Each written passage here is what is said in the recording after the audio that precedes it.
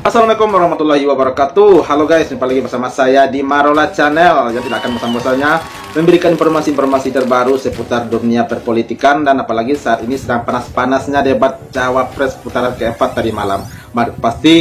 Yang pasti para netizen semua pun telah menonton ya sebagian, dan di sini netizen-netizen Indonesia dengan para pendukung-pendukungnya masing-masing itu sangat panas dan heboh sekali melihat tingkah laku yang dilakukan oleh Gibran tadi malam tentang manuvernya terhadap Caimin dan juga kepada Profesor Mahfud MD. Itu terkesan manuver sekali, itu terkesan banyak netizen yang berkata tidak beretika dan tidak ada sopan santunnya terhadap orang tua.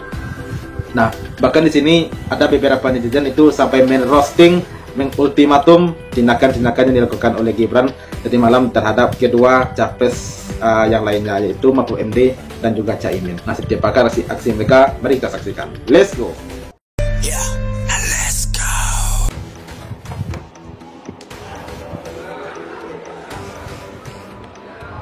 Saya lagi nyari jawabannya Prof Mahfud.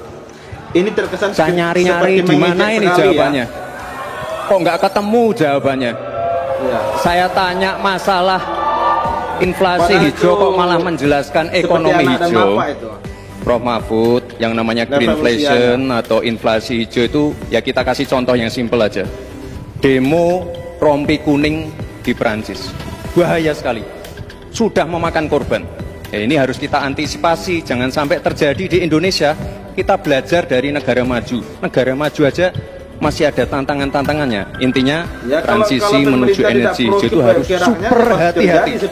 Jangan sampai malah membebankan R&D yang mahal, proses transisi yang mahal ini kepada masyarakat, pada rakyat kecil. Itu maksud saya inflasi hijau, Prof Mahfud. Terima kasih. Masih ada waktu, Pak Gibran? Cukup? Cara, silakan. Saya juga ingin mencari itu jawabannya ngawur juga itu. Serangan balik. Gila ini. Ngarang-ngarang ndak karuan, mengkaitkan dengan sesuatu yang tidak ada. Gitu ya. Begini loh. Kalau akademis itu gampangnya kalau bertanya yang kayak gitu-gitu tuh recehan, gitu. Recehan, iya betul. Recehan. Oleh sebab itu tidak layak dijawab menurut saya. Dan oleh sebab itu saya kembalikan saja ke moderator. Ini tidak layak dijawab pertanyaan kayak gini. Tidak ada ini jawabannya. Betul. Terima kasih. Cukup buat Pak Mahfud? Masih ada waktu Bapak? Saya kembalikan. Cukup ya? Baik. Saya kembalikan. Tidak ada gunanya menjawab. Ya. Baik.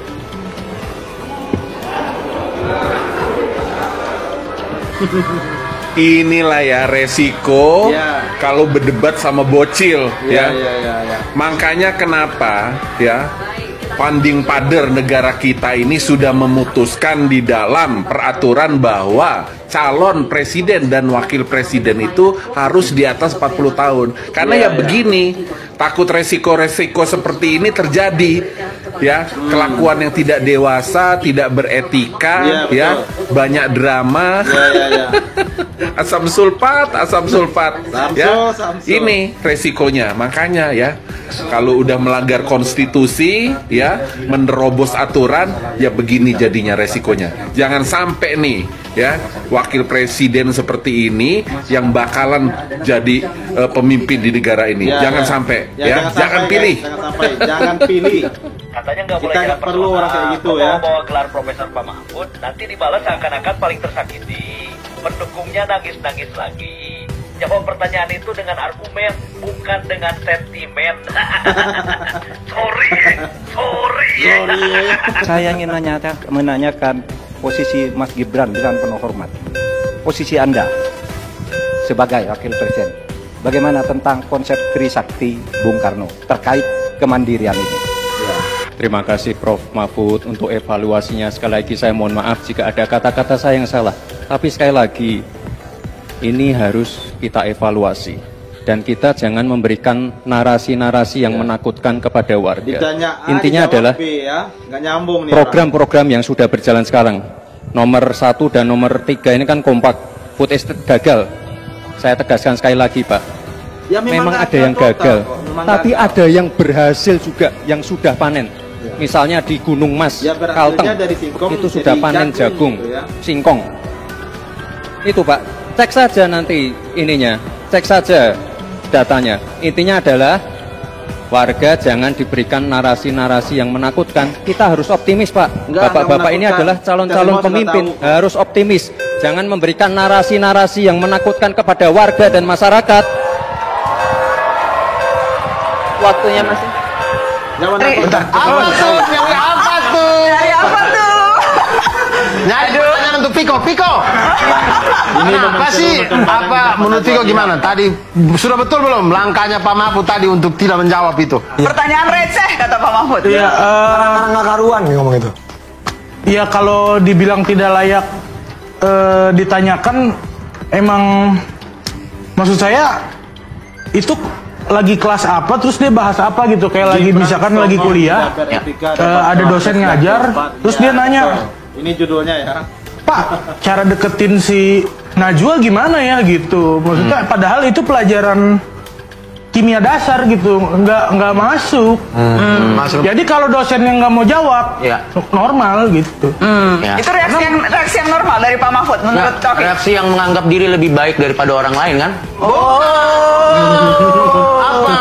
Sok, itu adalah reaksi karena di lingkaran akademisi, akademik itu debat-debat akademik, emang tidak ada pertanyaan yang selesai aja gitu. Dia pertanyaan itu dia akan menjelaskan karena tujuan orang bertanya itu adalah agar audiens semuanya paham dengan apa yang kita bicarakan. Ngerti. Kalau hanya ingin menunjukkan saya lebih hebat dari Anda, ya itu bukan di forum yang mencerahkan. Ya, masalahnya gini, udah 2 kali Gibran ya, dia pakai istilah termutakhir.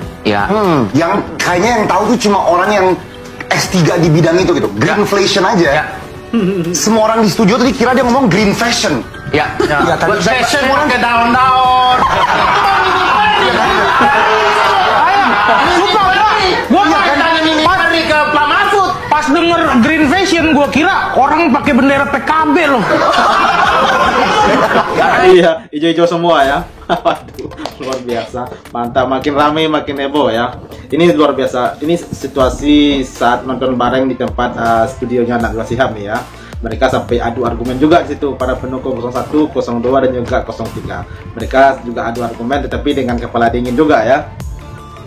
Nah, jadi benar apa yang dikatakan salah satu netizen yang mengomentari tadi, itu memang betul usia cawapres atau capres itu minimal 40 tahun ke atas, bukan 36 seperti Gibran saat ini. Nah, seperti itu tingkahnya, seperti anak-anak, bahkan lebih dari anak-anak ya, padahal dia sudah pernah memimpin kota, yaitu kota Solo ya, jadi wali kota Solo.